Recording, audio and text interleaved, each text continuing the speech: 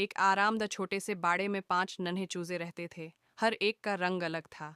एक लाल चूजा, बहादुर रहनमा। दो नीला चूजा, प्रसकून और समझदार। तीन गुलाबी चूजा, खुश मिजाज और प्यारा। चार पीला चूजा, हंसता खेलता शरारती। पांचवें नारंगी चूजा, तजस्सुस से भरपूर और सवालात से लबरीज। एक दिन धूप वाली खूबसूरत सुबह इन चूजों ने बाड़े से बाहर सिर पर जाने का फैसला किया।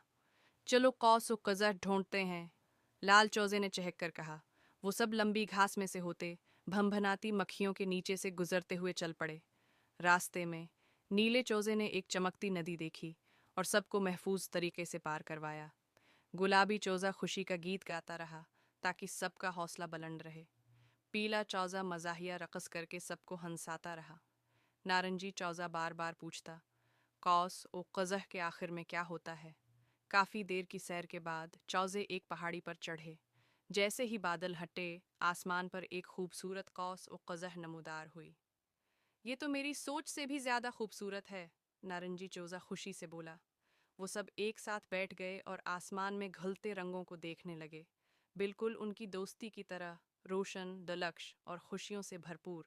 और तब से उन्हें कहा जाने लगा, कौस ओ कुज़ह वाले चूज़े, जो हमेशा एक नई महम के लिए तैयार रहते।